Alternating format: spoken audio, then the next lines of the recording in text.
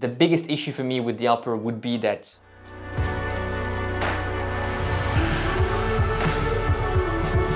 Hey everyone, and welcome back on the channel. My name is Alex, and in today's video we are reviewing the Puma Deviate Nitro Elite V2. This shoe was sent to us to Puma. You can find it in the description. There are links to Top for Running in the EU, Running Warehouse in the US. The shoe is available, which wasn't necessarily the case for V1, the Deviate Nitro Elite 1 that you have right here. There were some supply chain issues back then in 2020, 2021. And the shoe was hard to find, so this is interesting to have and this is interesting to review. Let's go directly into the specs. The shoe weighs 239 grams in my size US 11, which is significantly more than V1, around 20 grams more. Significantly, not the right word, but quite heavier than V1. This is due to a few things: a wider last, so a bit more material, a different plate with again more carbon fiber on it.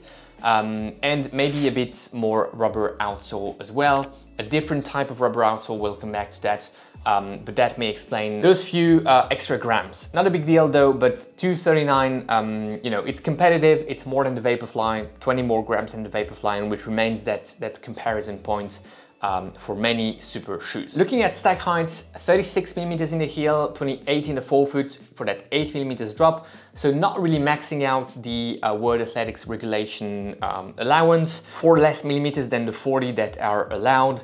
And it feels like less than 36, to be honest. It feels closer to the ground in the heel, but especially in the forefoot, where you definitely have some ground feel. And we'll come back to that in the right section of this video. Width of the platform, it's a narrow shoe. You know, the V1 was already quite a narrow platform.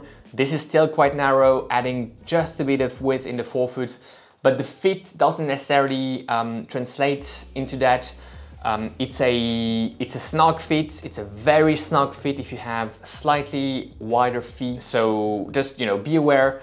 If you want to read the multi-tester written review on the website with 5 meta-endurance testers, go ahead, it's in the description, the link to that review. Very interesting to compare opinions from different people with different ages, experiences, different skate cycles, all of that. And some of them had really, really bad pinky rubbing here in this shoe. Moving to the upper, we're looking at a very thin upper, not necessarily super soft against the skin, nicely structured with some power tape underlays, as you can see here, and here on the inside it says power tape, and you can really see those underlays giving some structure. It is again a snug fit. You can feel the upper against your foot, against your feet. You will definitely have a very race ready type of experience in the shoe. The heel has been changed compared to V1. You have way more of a structured and padded heel, cup heel collar here. Not as, if we compare it to V1 here, as you can see, V1 was really pliable here. This is way more stout with lots of padding here in the heel, providing with a nice experience in the heel, a way more dialed in fit, locked down here in the heel, which is good. Some would say even a bit too much maybe, and you don't have that sensation of feeling nothing on your feet, which was the case with V1. V1 was really a shoe you could put on like slippers and forget about it, forget about them. It's a bit less the case here because you can feel a bit more that heel sitting against your heel, right? Other than that, the tongue is one of the good tongues, you know, not too padded, just what you need to avoid lacing pressure. I like the tongue a lot. And again, the biggest issue for me with the upper would be that width in the forefoot and the issue that some people may have with some pinky rubbing in the toe box because of that quite narrow and snug fit again. Moving to the midsole, Nitro Elite midsole. Nitro Elite, as a reminder, is nitrogen infused PIBA. Very interesting. It's a very rare compound on the market. Not many brands, not many manufacturers have that type of compound. Puma is, to be honest, the only one that I am aware of. I think some others are playing a bit with that, but not officially. Puma is saying it out loud. It's nitrogen infused PIBA. And you have something that is really close to Zoom X from Nike, which is good, which is, you know, Zoom X remains one of the top standards, and this foam is up there. Lightweight, very responsive, energetic, so that's perfect. How is it working though on this shoe? You have, as you can see, a modern racing flat, not too much of a rocker or a very late one and not super pronounced, and you don't have a lot of foam underfoot. So essentially you have a ride that is really, really good if you like some ground feel, if you want something very energetic, quite snappy, and something where you don't need to transition too much from heel to toe because the action is happening right here in the forefoot. If you are heel striking though, it can work, you have some foam. I just think there are some other super shoes, even with Puma, the Fast R for instance, that will work better for you. This is really a shoe designed for midfoot to forefoot strikers or super fast transitioning heel strikers that don't slap too much here in the forefoot, or maybe, you know, heel strikers using this shoe on the track. You can definitely feel the carbon plate, how it works in the forefoot, giving that extra snappiness. And the combination with Nitro Elite is very, very well thought, and it works really well. Outsole, moving from Puma LT Grip to Puma Grip LT to Puma Grip, so adding even more thickness and durability and grippiness. Puma Grip, one of the best grips in the industry for sure. And this is one example. I had zero issues whatsoever with the shoe on wet surfaces.